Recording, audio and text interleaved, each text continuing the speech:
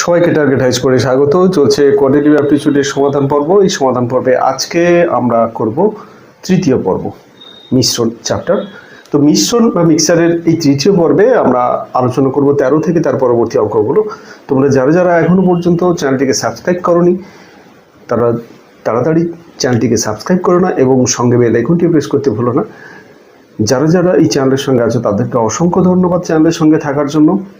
অবশ্যই তোমাদের সঙ্গে থাকা একটি লাইক এবং তোমাদের কমেন্ট আমার কাছে অত্যন্ত গুরুত্বপূর্ণ। তো তোমরা এভাবেই পাশে থেকো।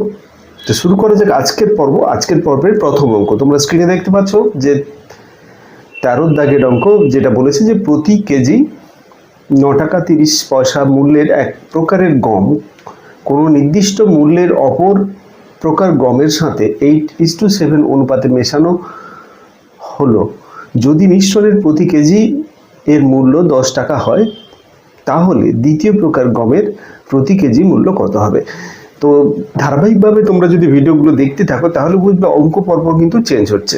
আর আরিস আগরওয়ালের বই সম্পর্কে আমি বেশি কিছু বলবো না, এটা সবাই জানে যে এখানে যে ধরনের অঙ্ক থাকে সেই প্রথম থেকে শেষ পর্যন্ত যদি অঙ্কগুলো করা যায়, কোনো পরীক্ষা নেই যে পরীক্ষাতে ক্র্যাক করা যায় না। তো প্রথম থেকে শেষ পর্যন্ত তোমরা দেখতে থাকো, আশা করি তোমাদের ভালো ফল হবে। তো এই অঙ্কটা করতে গেলে আমরা সেই আগের নিয়মেই করব। এখানে আমরা ধরে নেব প্রথমে দ্বিতীয় প্রকারের যে মূল্য, যেটা এখানে প্রথম প্রকারের মূল্যটা 10 কেজি টাকা কেজি দরে প্রতি কেজি দরে আছে। দ্বিতীয় প্রকার গমের মূল্য প্রতি টাকা কেজি দরে মূল্যটা আমাদের জানা নেই, এখানে এটা আমরা ধরে নেব। ধরি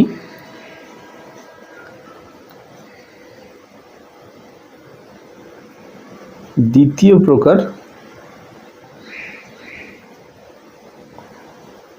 গমের মূল্য সমান কত না x টাকা প্রতি কেজি বা পার কেজি। তো এবারে আমরা কি করব, যে সূত্রটা আমরা জানি সেই সূত্রটাকে অ্যাপ্লাই করব। সেটা মধ্যমূল্য থেকে, মধ্যমূল্য এক্ষেত্রে কত, মধ্যমূল্য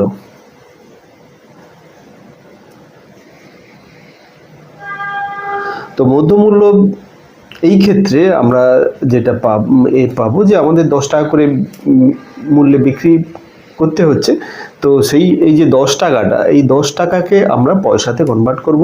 পুরোটা যেহেতু দশমিক আছে পুরোটাকেই পয়সাতে কনভার্ট করব। 10 টাকাকে যদি আমরা পয়সাতে কনভার্ট করি 10 গুণিতক 100, তার মানে 1000 পয়সা হবে। আচ্ছা, এখান থেকে আমরা দুটো মূল্য এখানে নেব। প্রথম প্রকার পার কেজি যেটা হচ্ছে 9.5 টাকা, সেটা হচ্ছে কত না 930 পয়সা পার কেজি। আর দ্বিতীয় প্রকার যেটা হচ্ছে কত না, দ্বিতীয় প্রকার থেকে আমরা যেটা পাচ্ছি যে 1 কেজিতে x টাকা আমরা ধরে নিয়েছি। তো তাহলে এটাতে x টাকা সমান হচ্ছে, এর সঙ্গে 100 গুণ করব, পয়সা হবে 100x পয়সা। এইবারে আমরা দুটো বিয়োগ করব, বিয়োগ করে বের করব। এখান থেকে 100x থেকে 1000 বিয়োগ হলো, আর এটা 930 থেকে আমাদের 1000 থেকে 930 আমরা বিয়োগ করব। তো এটা থেকে যদি বিয়োগ করি তাহলে এটা 70, একবারে ডাইরেক্ট 70 লিখে দিচ্ছি। তো এই গেল আমাদের যে সূত্র ছিল, শর্টকাট প্রসেস এটাই। তো এখান থেকে আমরা কি পাবো, এখান থেকে দুটো অনুপাত পাবো। সেই দুটো অনুপাতকে ভগ্নাংশ করে সমান করব। সেই দুটো অনুপাত কি না 100x এইটা বাই এইটা, এটা অনুপাত, এটা আমি একবারে বাই আকারে লিখে দিচ্ছি, সমান কি হচ্ছে না আমাদের যেটা দেওয়া আছে 8:7। এবারে এখান থেকে আমরা x এর মানটা বের করব। x এর মান কোনো যদি গুণ করি 700x মাইনাস 7000 ইজিক্যাল টু 7 8 56 560।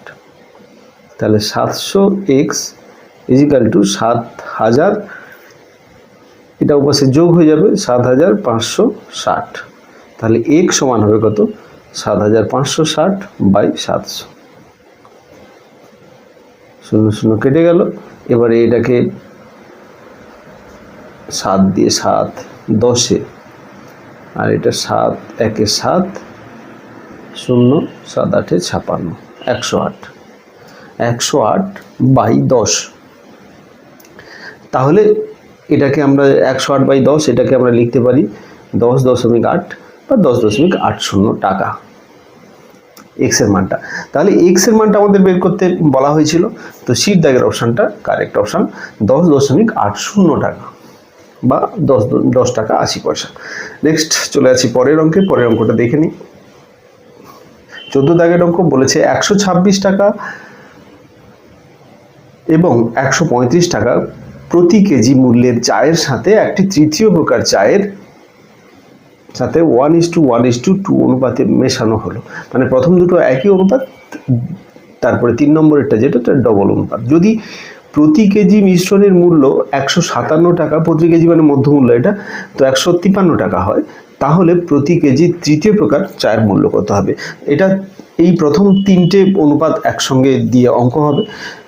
তো অঙ্কটা দেখতে থাকবো, আশা করি এটাতে খুব একটা অসুবিধা হবে না। একই রকমের অঙ্ক কিন্তু একটু আলাদা আছে। তো এখানে যেহেতু প্রথম এবং দ্বিতীয় প্রকারের চা যেটা দেওয়া আছে সমানুপাতে মেশানো হচ্ছে, 1:1 অনুপাতে, এদের অনুপাতটা 1:1 আছে, সমানুপাতে মেশানো হচ্ছে, তাহলে তাদের গড় মূল্য যেটা হবে সেটা কি হবে না, দুই প্রকার চায়ের, প্রথম দুই প্রকার চায়ের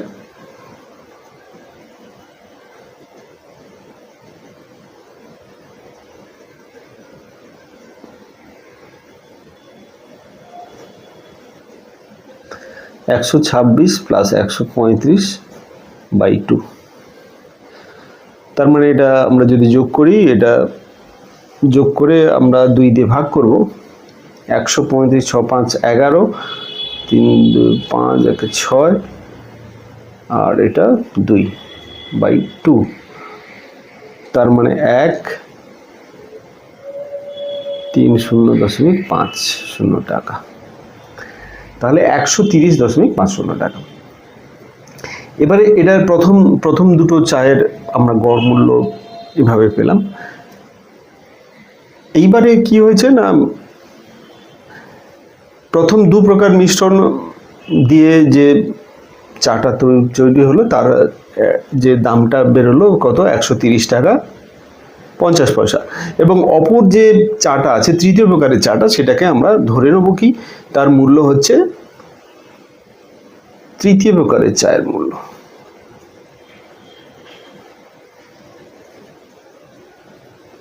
মূল্য কত হবে? তৃতীয় প্রকার চায়ের মূল্য আমরা ধরে নিচ্ছি x টাকা পার কেজি, প্রতি কেজি x টাকা। তাহলে এখানে আমরা কি করব, এত টাকায় তো বিক্রি করতে হচ্ছে, মধ্যমূল্যটা হচ্ছে 153 টাকা, আর এইটা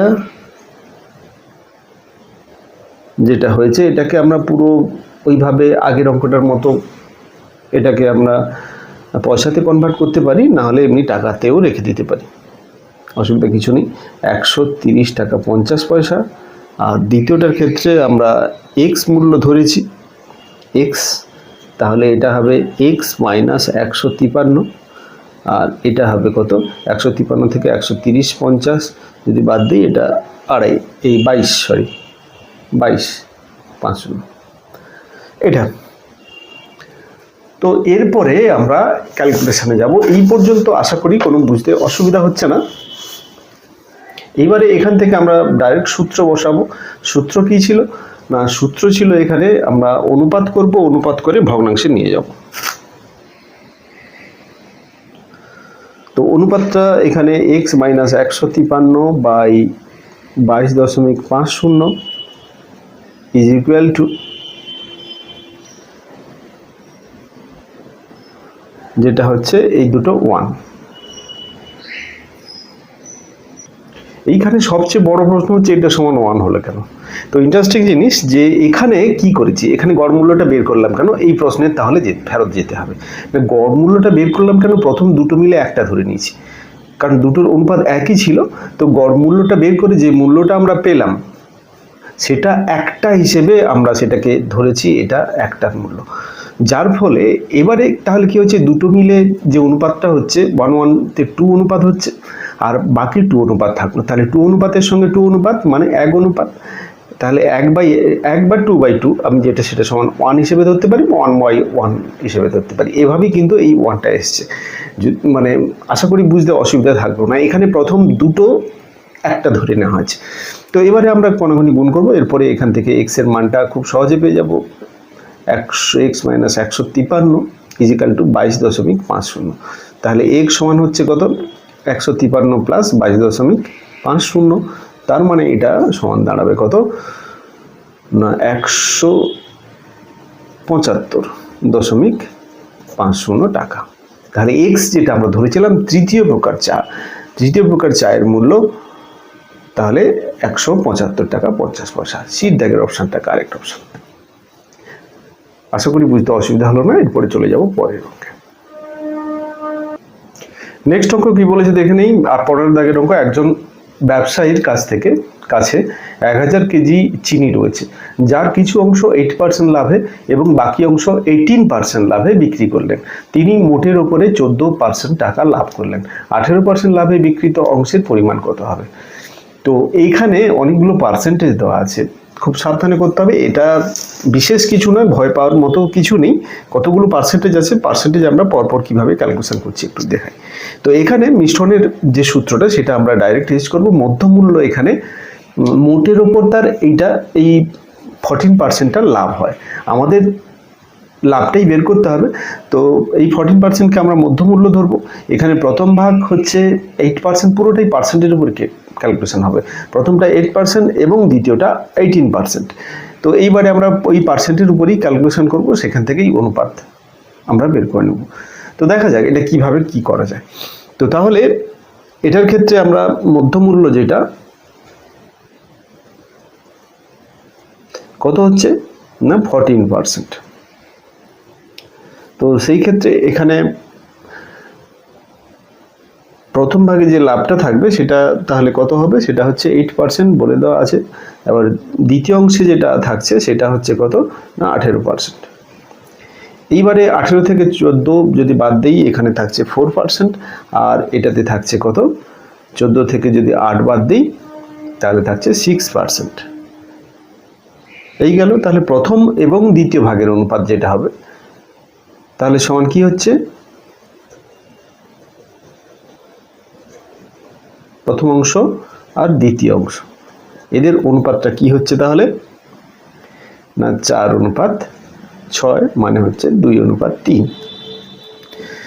তাহলে এখানে যেটা চেয়েছে যে 18% লাভে বিক্রিত অংশের পরিমাণ কত। বিক্রিত অংশের পরিমাণ মোট এখানে কত 1000 কেজি। তাহলে বিক্রিত অংশের মানে যেটা বিক্রি হয়ে গেছে পরিমাণ সমান হচ্ছে কত 1000 গুণিতক। আচ্ছা, এখানে আমাদের যেটা বের করতে হবে কি বের করতে হবে না দ্বিতীয় অংশের লাভ। দ্বিতীয় অংশের লাভ, এটা দ্বিতীয় অংশ ছিল, এটা প্রথম অংশ ছিল। তাহলে দ্বিতীয় অংশের লাভ, দ্বিতীয় অংশের এখানে অনুপাতটা দেওয়া আছে। দ্বিতীয় অংশের ভগ্নাংশটা কত হচ্ছে 3/5। তো তাহলে এটা কাটাকুটি করবো, এখান থেকে 200 হবে এটা, তার মানে হচ্ছে কত 600। তাহলে 600 কেজি। তাহলে এটাই হবে আমাদের উত্তর হবে 600 কেজি। সিট দাগের অপশনটা কারেক্ট অপশন। নেক্সট অঙ্কে চলে যাই। নেক্সট অঙ্কটা কি বলেছে একবার দেখে নিই।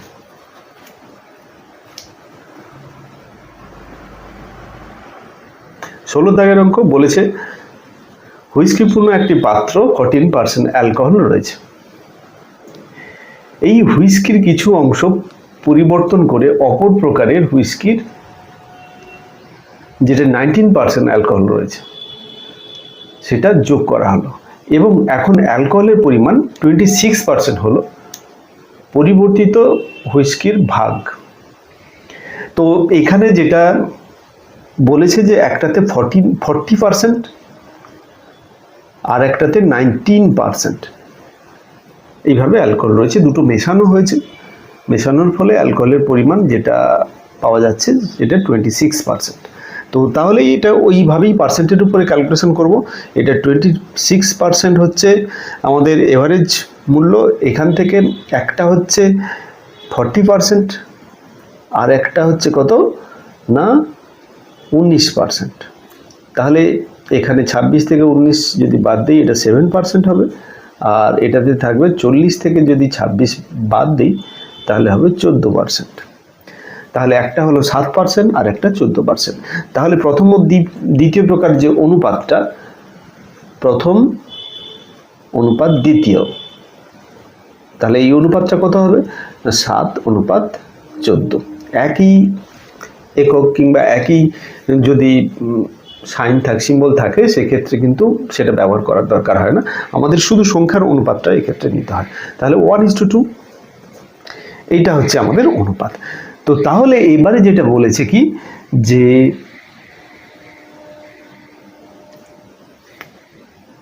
পরিবর্তিত হুইস্কির ভাগ, তাহলে পরিবর্তিত হুইস্কির ভাগটা আমাদের বের করে নিতে হবে। তো পরিবর্তিত হুইস্কির ভাগ এখান থেকে কি করে বের করব? এই ক্ষেত্রে পরিবর্তিত হুইস্কির ভাগ হচ্ছে বা দ্বিতীয় হুইস্কির ভাগ যেটা আমাদের হবে সেটা হচ্ছে কি যে নতুন অংশটা তৈরি হলো সেটা হচ্ছে 2 বাই টোটাল অনুপাতটা সেটা হচ্ছে 2/3 অংশ। এই হবে উত্তর। তাহলে এখানে বির দাগের অপশনটা কারেক্ট অপশন, উত্তর হবে 2/3। এবার চলে যাব পরের অঙ্কে। দেখে নিই নেক্সট অঙ্ক কি বলেছে। 17 দাগের অঙ্ক। এটা বলেছে যে একটি পাত্রে 40 লিটার দুধ রয়েছে, ওই পাত্র থেকে 4 লিটার দুধ নিয়ে পরিবর্তে জল যোগ করা হলো। এই পদ্ধতি আরও দুবার পুনরাবৃত্তি করা হলো। এখন পাত্রে কত লিটার দুধ রয়েছে? খুবই ইম্পর্টেন্ট অঙ্ক এটা, কিন্তু এই পুনরাবৃত্তি বারবার হচ্ছে, এটা মাথায় খেয়াল রাখতে হবে। ঘাবড়ানোর কিছু নেই, বিশেষ কোনো স্পেশাল কিছু ক্যালকুলেশন নেই, তবে ব্যাপারটা আমাদের মাথায় রেখে আমাদের কিন্তু করতে হবে। তো এখানে 3 বার কিন্তু বারবার রিপিট হচ্ছে।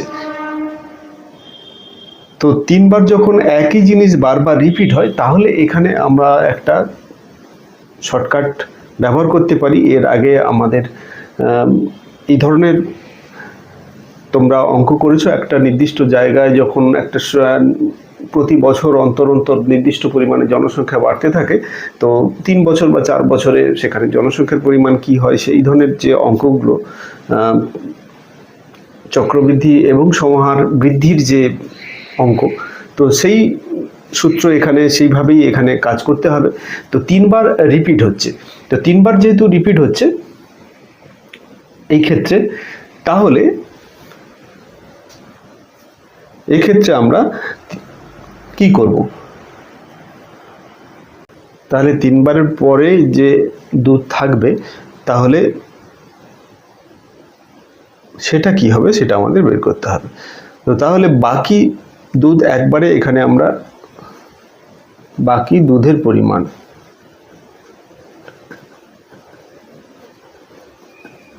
সমান কত হচ্ছে, মোট হচ্ছে দুধ হচ্ছে 40 লিটার। তো সেখান থেকে 1 মাইনাস, এখানে আমরা কি করব না 4 লিটার দুধ বারবার পরিবর্তন করা হচ্ছে। কত লিটার থেকে না 40 লিটার থেকে 4 লিটার। এটা কতবার পরিবর্তন হচ্ছে সেটা হচ্ছে 3 বার, যার ফলে এইটা থাকবে এত লিটার দুধের পরিমাণ।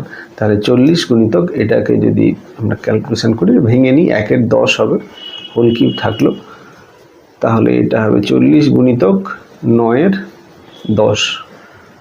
3 বার গুণ করতে হবে, 40 গুণিতক 9-এর 10 গুণিতক 9-এর 10 গুণিতক 9-এর 10। তো এটা 9-এর 10 9-এর 10 9-এর 10 করে 3 বার গুণ করব, 3 বার গুণ করে আমাদের কিটা হবে সেটা আমাদের বের করতে হবে। এটা 29.16 লিটার ক্যালকুলেশন করলে এটাই বেরোবে। তো এখানে তাহলে আমাদের ডির দাগের অপশনটা কারেক্ট অপশন। আশা করি এটা বুঝতে অসুবিধা হলো না, সূত্রটাই আসল। তো সূত্রটা এখানে মাথায় রাখবে, আশা করি এই সূত্র আগেও পড়েছো, যদি মনে না থাকে এই সূত্রটা একটু দেখে নেবে। এরপরে চলে যাচ্ছি 18 দাগের অঙ্কে। দুধে পূর্ণ একটি পাত্র থেকে 8 লিটার দুধ তুলে তার পরিবর্তে জল যোগ করা হলো। এই পদ্ধতি আরও 2 বার পুনরাবৃত্ত করা হলো। তাহলে পাত্রে কত পরিমাণ দুধ রয়েছে? তো একই রকম ভাবে আমরা শুধু আলাদা এখানে কি আছে, দুধের পরিমাণটা যেটা ছিল সেটা দেওয়া নেই, শুধু এখানে যেটা দেওয়া আছে যেটা যে 8 লিটার করে তোলা হচ্ছে, কিন্তু এইখানে 8 লিটার করে তোলা হচ্ছে এবং রিপিট হচ্ছে কতবার না, 8 লিটার দুধ তুলে তার পরিবর্তে জল যোগ করা হলো। এই পদ্ধতি 2 বার পুনরাবৃত্ত করা হয়। তো এখানে কোশ্চেনটা একটু ভুল আছে, এটা 3 বার হবে, 2 বার নয়, 3 বার। বইতে এটা 3 বার আছে, 2 বার হলে এখানে আমরা মোট 3 বার হিসেবে ধরবো, 3 বার থাকলে 4 বার হিসেবে ধরবো, এইটুকুই। তো আমি বইয়ের সঙ্গে অঙ্কটা মেলানোর জন্য এটা 3 বার করলাম। আগের অঙ্কে 2 বার করে হয়েছে, টোটাল 3 বার, এখানে 3 বার করে বলেছে, টোটাল 4 বার হবে। আর বিশেষ কিছু পার্থক্য নেই। পার্থক্য একটা আছে, আগে টোটাল পরিমাণটা দেওয়া ছিল, এখানে তো পরিমাণ দেওয়া নেই, সেটাকে আমরা ধরে নেব।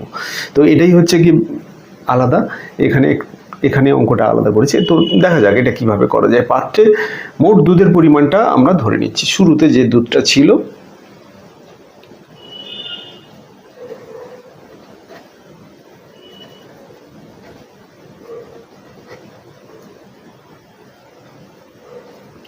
সমান x লিটার, x লিটার দুধ রয়েছে পাত্রে। এবারে রিপিট হচ্ছে 4 বার, বারবার রিপিট হচ্ছে, 8 লিটার করে দুধ তোলা হচ্ছে, তাহলে দুধ থাকবে 4 বার একই কার্য করার পরে বাকি দুধের পরিমাণ 4 বার পর বাকি দুধের পরিমাণ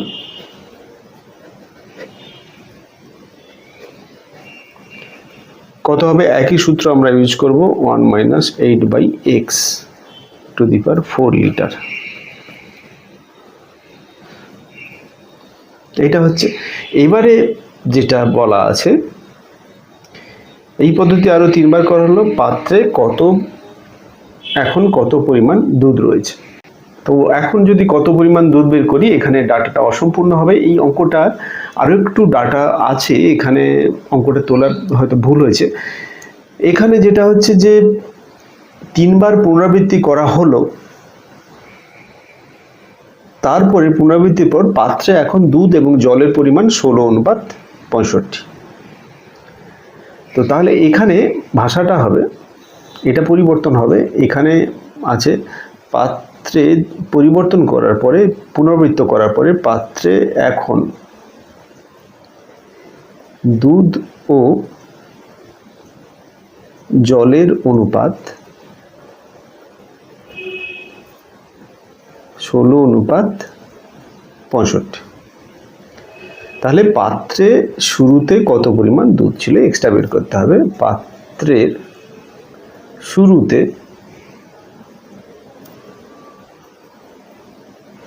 কত পরিমাণ দুধ ছিল, এটা হচ্ছে প্রশ্ন। তবে প্রশ্নটা এখানে একটু তোলার ভুল ছিল, তো এটা সংশোধন করা হলো। মোট যে প্রশ্নটা সেটা হচ্ছে কি, দুধে পূর্ণ একটি পাত্র থেকে 8 লিটার দুধ তুলে তার পরিবর্তে জল যোগ করা হচ্ছে। বারবার 8 লিটার করে তোলা হচ্ছে, তার পরিবর্তে জল তোলা হচ্ছে। এইরকম আরও 3 বার পদ্ধতি পুনরাবৃত্ত করা হলো এবং এখন পাত্রে দুধ এবং জলের পরিমাণ আছে 16:65। তো পাত্রের শুরুতে কত পরিমাণে দুধ ছিল। এবারে অঙ্কটা টোটাল ক্লিয়ার হলো। তো এইখানে ডাটাগুলো না থাকলে কিন্তু অঙ্ক করা সম্ভব হবে না। এই পর্যন্ত যদি আমাদের থেকে যায়, এখানে এই ডাটাটা অনুপাতটা না দেওয়া থাকলে কিন্তু এই অঙ্কের এক্সের উত্তর পাওয়া যেত না। তো তাহলে এই ডাটাটা দিতেই হতো। তো এখানে তাহলে আমরা ডাটা পেয়ে গেছি। এবারে উত্তরও আশা করি তোমরা কিভাবে করবে এটা সহজেই বুঝতে পেরেছো। এখানে তাহলে দুটো অনুপাত বের করব, এক্স ইন্টু আমাদের যেটা বের হলো x 8/x whole to the power 4 by x, এটা সমান হচ্ছে কত না 16 বাই এখানে কত আছে না কোথায় গেল 16/81। তো 81 এখানে কোথায় ছিল, এটা প্রশ্ন হতে পারে। 81টা কোথায় ছিল? অ্যাকচুয়ালি এখানে অনুপাতটা কি করা হয়েছে, এই অনুপাতটা করা হয়েছে যে এটা দুধের পরিমাণ আর এটা কিন্তু টোটাল পরিমাণ, এটা কিন্তু জলের পরিমাণ নয়, অনুপাতটা দেওয়া আছে দুধ এবং জলের পরিমাণ। এটা ভালো করে খেয়াল করবে। অঙ্কের মধ্যে এই যে বিশেষ ছোট ছোট ব্যাপারগুলো থাকে, এগুলো যদি লক্ষ্য না করা হয় কিন্তু অঙ্কটা কমপ্লিট করা সম্ভব হবে না। তো এখানে আমরা করেছি কি, যে দুধের পরিমাণ, যে দুধটা বাকি থাকলো এবং টোটাল অ্যামাউন্ট প্রাথমিক অবস্থাতে যে পরিমাণ দুধ ছিল তারপরে দুধ জল করা হয়েছে, তো যে পরিমাণে ছিল সেটার পরিমাণ। তাহলে এই পরিমাণটা কোথায় ছিল? এই পরিমাণটা হচ্ছে টোটাল, আমাদের টোটাল বেরোবে এই দুটো মিলে, দুধ আর জল মিলে যেটা হচ্ছে সেটাই, মানে যত পরিমাণে জল মেশানো হচ্ছে ঠিক সম পরিমাণে দুধ এসছে।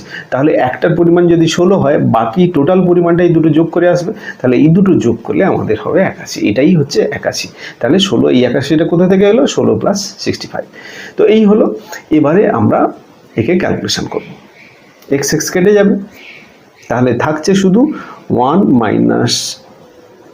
8/x whole to the power 4 সমান হচ্ছে কত? 16/81। এটাকে 2/3 করে হোল টু দি পাওয়ার 4 করে দিতে পারে। তাহলে ক্যালকুলেশনের সুবিধা হবে, কারণ এই ধরনের যদি পাওয়ার থাকে, দুপাশে যদি একই পাওয়ার রাখা যায় তাহলে ক্যালকুলেশনটা খুব সহজে হয়ে যায়।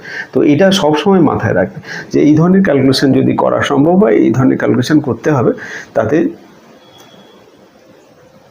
ক্যালকুলেশনটা অনেক ইজি হয়ে যায়।